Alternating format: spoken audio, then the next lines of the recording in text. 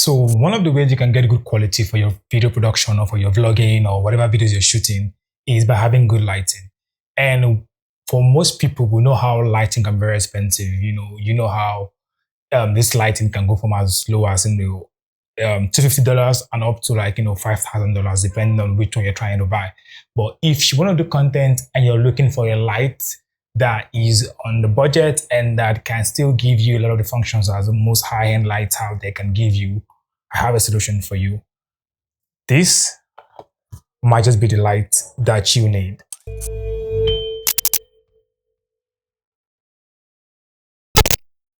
So this light here is called the Sutefoto P100 Rgb. Now the 100 there means it's a 100 watt light and it's also RGB. So you can go from your normal warm to cool light, and you can go to as well as having different color variations from red, green, blue, and all colors as along the color scale or the color wheel. This light is a very cheap light. It's not that cheap, but it's very affordable. And I'll tell you the price of this light at the end of this video. But because I cannot obviously unbox all of this on this deck, so I thought we would unbox it together, see what it comes with, and then I can tell you what I think about this light, build quality, and the functionality that this light has to provide for you. So obviously when you open the box, it has a nice packaging, way of packaging I mean to say, and then there is a bag inside, so which is great because it means that you can just carry the light like this without having to go with the the carton. And then once we open this, it has a zipper. And oh cool, so the first thing you see obviously is the charging brick. It's a charging brick. I don't know how many watts this is, it's not written on it, but this is a charging brick that you would plug into the light, and this other end of this goes into your wall socket, and this obviously goes into the charging brick. Other than that, we have this cover, and then we have a strap. So this is something you want to strap to the end of this bag, and you can carry that on your shoulder if you want. And then we have this. I think this is for spotlights. Of course, you have the manual here as to how to configure this light, but this is another thing you can find inside the box. This can pretty much give you a spotlight kind of vibe if that's what you're going for.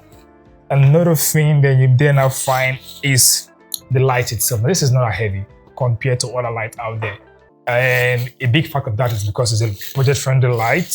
And so the materials are made out of plastic as opposed to metal, which obviously is a bit more durable. But if you're going to be spending the amount you're spending for this light, you're not going to expect to have a metal finish in a metal body.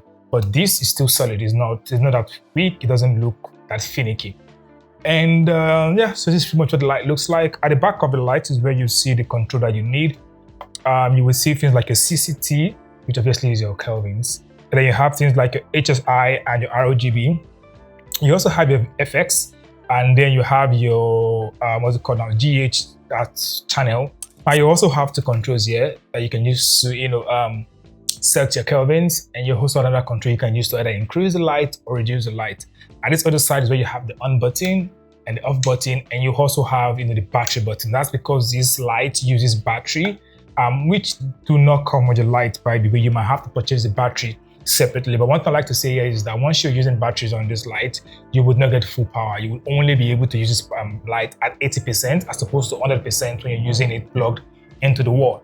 And this is because they're trying to make sure that you have a lot of time with the light as opposed to, because if you go 400%, your battery may not last you a long time. And that makes sense if you ask me. And this is pretty much all you have. It's not, again, it's very light, it's not that heavy. This obviously is where you plug in the light. And this right here is a cover for the light. Now, this is a COB light. For those of us who don't know what COB is, but those of you know COB means cheap on board. It's not like your LED panel light, it's not like your tube light, and it's not like your your pocket light. This is a bit more professional looking light. You will see a lot of guys use this, with softbox attached to them. And yeah, so that's pretty much what is in the box, and this is pretty much the build quality and how it feels like in the hand. What does this light do and what are the functions that it has? So this light has pretty much, like I said, it has different color temperatures. So it goes from 2000 kelvins, which is a very, very warm color, up until 10,000 Kelvin, which is a very cool color. So if you're going to try and shoot something at daylight, you can go and do, 56,000 kelvins, which you can do that on this. I like the fact that it also has a screen at the back where you can be able to see whatever it is you're doing. Some people have complained that the screen is not bright enough for them and is not that clear, but I think that is being sorted out with the application. And yes, this has an app support, so you can also control this light using your phone. So you do not have to use any of these knobs. If you don't want to use any of these knobs, you can use your phone to control this light, which I find to be the most easiest way to control this light, because everything is kind of laid out for you as opposed to when you kind of use these knobs. And I mean, think about it. If this light is about 6 feet tall, or 6 feet, yeah, 6 feet up in the air, and you're trying to, control the light, it would be hard for you to be able to reach all of this knob. So it's easier to be able to use your phone to be able to control this light. And that is not something you find in a lot of budget-friendly lights out there. Most times you would have to either use a finicky remote that is not so good or reliable. But with this, you can use your phone, which is to give it more reliable. He also has VFX. He has about 10 VFX. So he has from police to ambulance, to lightning. He has to fire. I like the fact that he has this VFX. So sometimes if you're trying to shoot yourself, you can use this VFX. You're trying to do like a police scene. You don't have to get a police car. You can put this outside of your house, shine light into, your window, and you can just put the police FX on, and it can just make you feel like, or give that vibe that there's a police outside of your house, and you can do ambulance as well. You can do fire truck. You can do things like, paparazzi. You can do fireworks. There are about 10 VFX or 10 FX on this light that you can play around with. And then again is the fact that now the RGB mode on this light is a bit funny if you're using it on here. And that's because you kind of have to impute your RGB code on there. And so if you don't know your code, it'll be hard to be able to impute that, which is why I recommend again that you use the phone app. The phone app is pretty much intuitive. It's pretty much simple to use. There's no much jargons. There's no bloatware. You just kind of go into the app and it's just very, very user-friendly.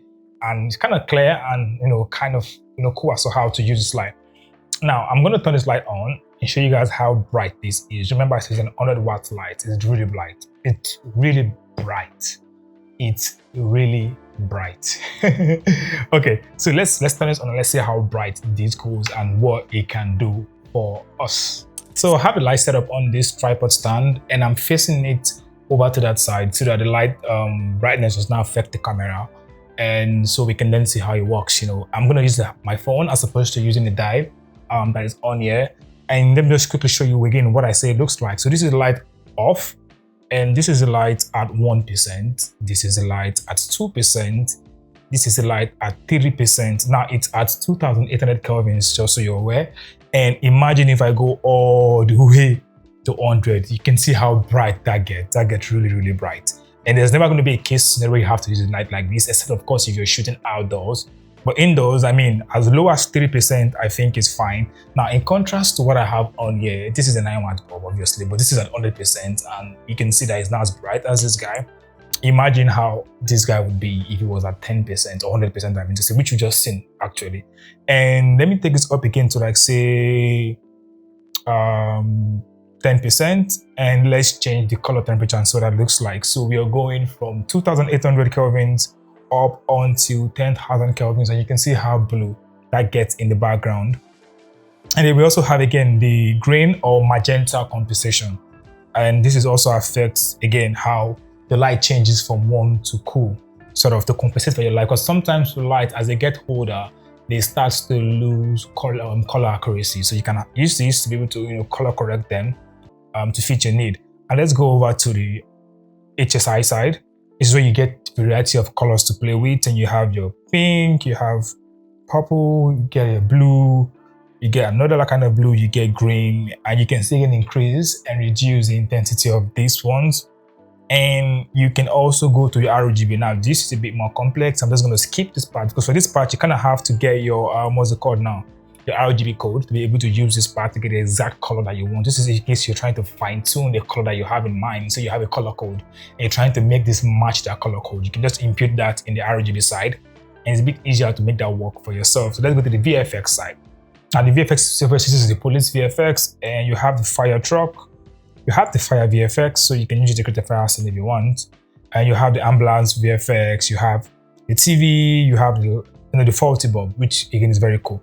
Now with this, you can also increase and reduce the frequency of this VFX, so I can make it more frequent, or I can make it less frequent. I can also increase the intensity of this, or I can also reduce the intensity of this as well, which I think is a cool thing to have. But like I said, there are not so much on there. It's just a basic app, and you can be able to just do whatever it is you want to do with this app without having to think twice or think so much as to how to find your way around this. Now, if you have multiple Sutefoto lights, you can have them connected all to your particular just one app, and you can control all of them at the same time, more like a smart light system. And so pretty much that's what the light does and that's what it offers. But let's see what these guys do for us and how you can kind of narrow down the lights and kind of avoid that spread that we have there. So with this particular attachment, you can see that, I don't know if you can see that clearly from the camera, that there's a bit of fade or there's a bit of spotlight effect that you get with this light.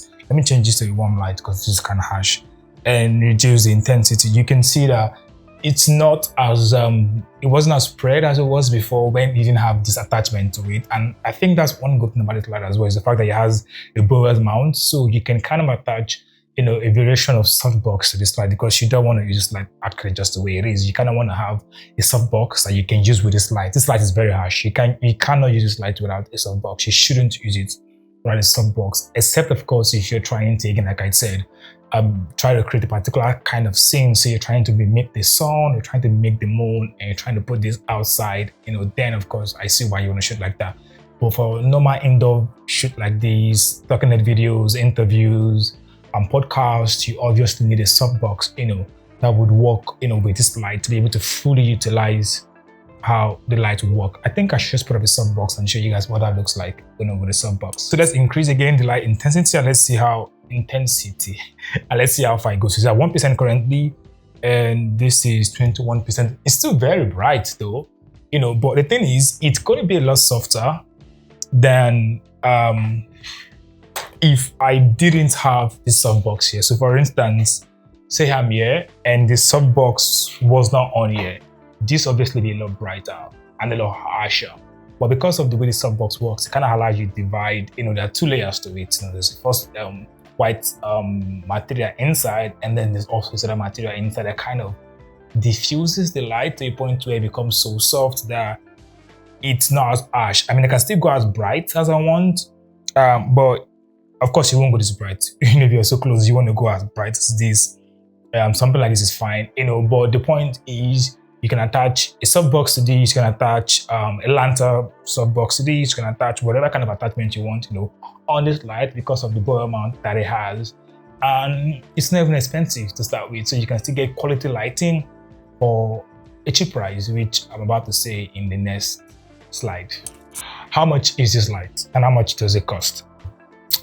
Compared to the kind of light you would find out there that are about 500 USD and above, which 500 USD is a bit, yeah, you can find 500 USD. This is around, in Naira to start with, this is around 250k Nigerian Naira. And this is me comparing this light to something like the Godox or the Hammeran that are around, say, 850, 650k. So people like me just started this thing, YouTube thingy, or content creation, might not want to invest that much amount into lighting system until we are sure that we are doing this for a long time. So it's a good option to be able to get something like this, which is around 250k, and start with that and see how well we can build. I mean, I started with something like this. This is around 25,000 as I got this. So if I'm going from this to this, it's a good transition. And if I feel confident and I think, and I'm very sure that, okay, I want to do this long term, then I can then invest in something that is around 650 or 850k, because then I know that, okay, I'm here for the long run. But it's a good start. And I think that it's a very affordable light for anybody out there who wants to do content and need good lighting. You should get this light. You should get this light. It's really, really affordable, and it will serve you a long time and give you better lighting system than any other light out there that is not a COB light. And pretty much that's everything I have to say about this light. Let me know what you think about this light in the comment section. Do you think it's too bright? That's the wrong thing to say. Do you think it's too expensive, or do you think it's still under the budget-friendly option for the price tag of 250k? See you guys again next Sunday. Please like, share, and subscribe, and